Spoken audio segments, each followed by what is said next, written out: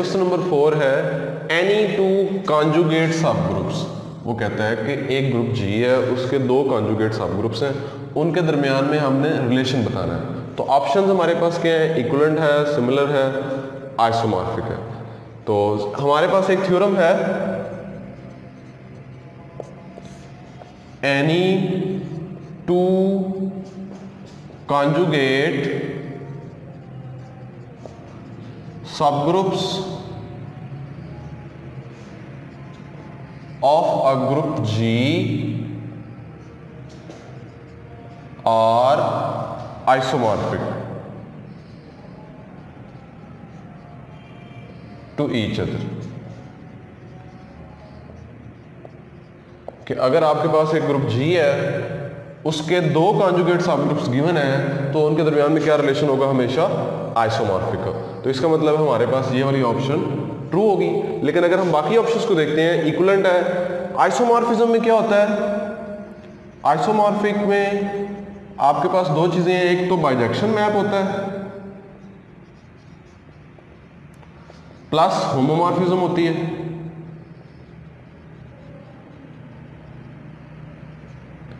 लेकिन अगर हम इक्विवेलेंट को देखते हैं, इक्विवेलेंट में क्या होता है? सिंपल ओनली बाइजेक्शन मैप होता है सेट्स के दरमियान। तो ये इनमें से बेटर ऑप्शन जो है वो आइसोमॉर्फिक ही है। और अगर हम इसको देखते हैं सिमिलर को, तो सिमिलर ग्रुप्स जो है इस तरह की कोई टर्म डिफाइन नहीं है। सिमिलर जो है वो सेट्स डिफाइन है, लेकिन उनमें ऑर्डर रिलेशन होता है और यहाँ पे कोई ऑर्डर रिलेशन नहीं है, इसलिए ये वाली ऑप्शन नहीं हो सकती। और इक्विवेलेंट के बारे में हमने बात कर ली। इक्विवेलेंट में सिर्फ बाइजेक्शन होती है सेट्स में, और आइसोमॉर्फिक में बाइजेक्शन प्लस होमोमॉर्फिज्म है। और थ्योरम के रेफरेंस के अकॉर्डिंग जो दो कॉन्जुगेट सब ग्रुप्स हैं वो हमेशा आइसोमॉर्फिक होते हैं। Question number 5, if H is a सब ग्रुप ऑफ इंडेक्स व्हाट। आपने उसके इंडेक्स के बारे में बताना है। H is normal in G, के H जो है वो G का नॉर्मल सब ग्रुप हो, तो H का इंडेक्स क्या होगा? अब इसके लिए हमारे पास रेफरेंस के लिए भी थ्योरम है। इफ H इज अ सब ग्रुप ऑफ इंडेक्स 2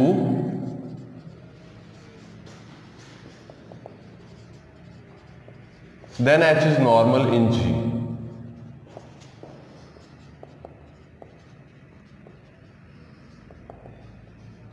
कि अगर कोई आपके पास ग्रुप G है और H उसका सब ग्रुप है और H का इंडेक्स 2 हो, तो इसका मतलब H क्या होगा?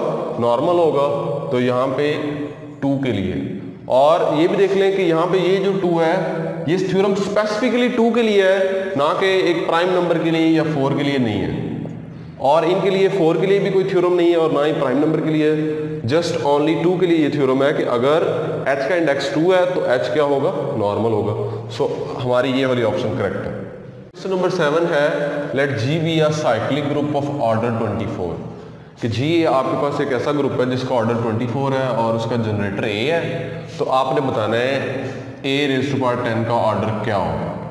अब इस ऑर्डर, इसके लिए हम सबसे पहले GCD सीखते हैं। GCD क्या होता है? छोटी क्लासों में हम पढ़ चुके हैं HCF, ये बिल्कुल सेम वही है। और यहाँ पे हमें चाहिए होगा इसकी पावर का और इसके ऑर्डर का GCD। तो हम एग्जांपल के तौर पे 24 और 10 का GCD फाइंड कर लेते हैं। तो हम डिवीजन मेथड से इसको सॉल्व करते हैं। 24 10 to 24, 10 4 to 8, 2 and then 2 to 4। तो ये जो हमारा नंबर होगा ये होगा GCD ग्रेटेस्ट कॉमन डिवाइजर। अब हम आते हैं, तो हमारा यहाँ 24 और 10 का GCD क्या हो गया? 2। अब देखते हैं, अब हमारे पास थ्योरम है कि अगर एक A का हमने ऑर्डर फाइंड करना है तो वो क्या होगा? Order of G divided by order of G and K का GCD। तो इसमें वैल्यूज लगाएं। K यहाँ पे 10 है आपके पास, जिसका ऑर्डर आपने फाइंड करना है। G का ऑर्डर 24 है और यहाँ भी 24 आ जाएगा। K आपके पास 10 है, तो 24 एंड 24 और 10 का GCD हमने निकाला है वो 2 है, तो ये क्या आ जाएगा? 12। यानी आपके पास A10 का जो ऑर्डर है वो क्या है? 12। ये देखा कि 8n का ऑर्डर क्या आ गया 12। लेकिन अगर आपको ये रिजल्ट नहीं याद तो आप क्या कर सकते हैं, आपने इसकी पावर्स लेनी ये वाली, और आपने सबसे पहले छोटी पावर से स्टार्ट करना है। तो 8n रेज़ टू पावर 2 और ये आपके पास 20 आ जाएगा, आइडेंटिटी नहीं बना। अब ये देखिए next 10, 8n raise to power 10, ये आपके पास क्या आ जाएगा 100, और ये भी आपके पास आइडेंटिटी नहीं बनेगा, बिकॉज ना तो 20 और ना ही 100 दोनों 24 के मल्टीपल्स नहीं है। और अगर आप नेक्स्ट ऑप्शन देखें 8n रेज़ टू पावर 12, तो ये आ जाएगा a रेज़ टू पावर 120, और जो 120 है वो 24 का मल्टीपल है, हम इसको ऐसे लिख सकते हैं e रेज़ टू पावर 5। तो ये आपके पास क्या आ जाएगा आइडेंटिटी। और नेक्स्ट आपके पास ये ऑप्शन हमारे पास मौजूद है नॉन ऑफ दीज, तो हम ये नहीं कह सकते इसके बारे में श्योरिटी से, क्योंकि यहाँ पे भी आपके पास ऑप्शंस मौजूद है। अगर नॉन ऑफ दीज की ऑप्शन नहीं है तो इसका मतलब है 8n का ऑर्डर क्या है 12।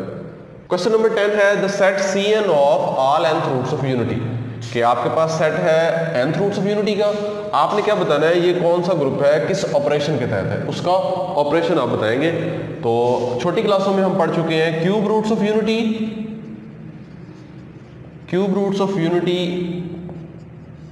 जिसको हमने शो किया था 1 ओमेगा ओमेगा स्क्वायर है ये, और ओमेगा क्यूब क्या होता है 1। और नेक्स्ट एक हमने पढ़ा था फोर्थ रूट्स ऑफ यूनिटी,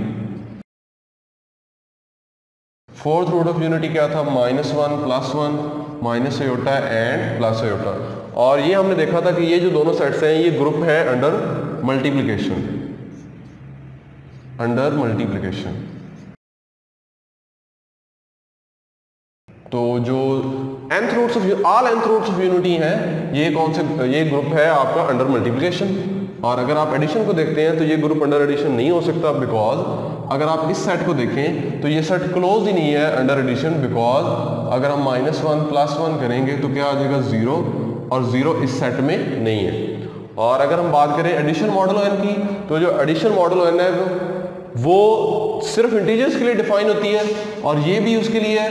तो चूंकि इसमें इंटीजर्स नहीं है, यहाँ पे कम्प्लेक्स नंबर्स भी हैं, तो आपके ये दोनों ऑप्शंस बिल्कुल नहीं है।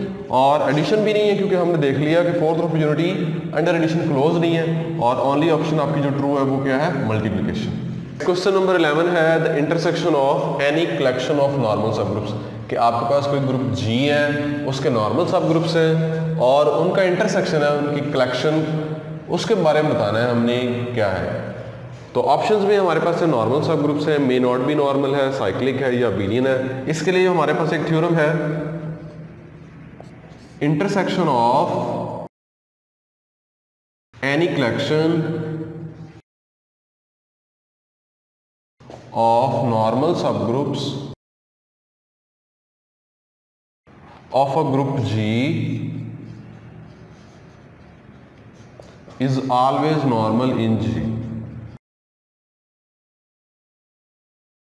तो अब ये देखें हमारा क्वेश्चन क्या है, intersection of any collection of normal सब ग्रुप्स।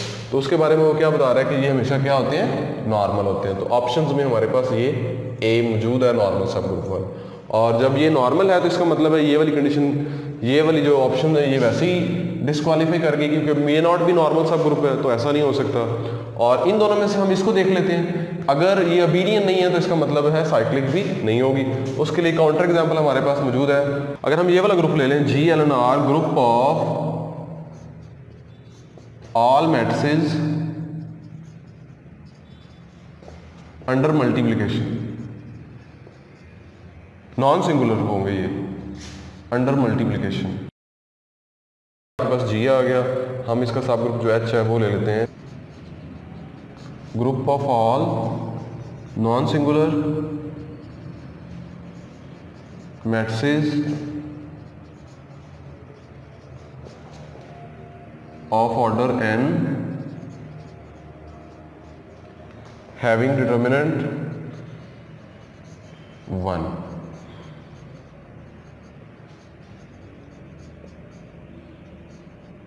तो ये H जो है वो वाला ग्रुप है जो G में नॉर्मल तो है लेकिन ये अबेलियन नहीं है। तो अगर अबेलियन नहीं है इसका मतलब है कि साइक्लिक भी नहीं होगा। सो ये दोनों ऑप्शंस भी डिस्कनेक्ट।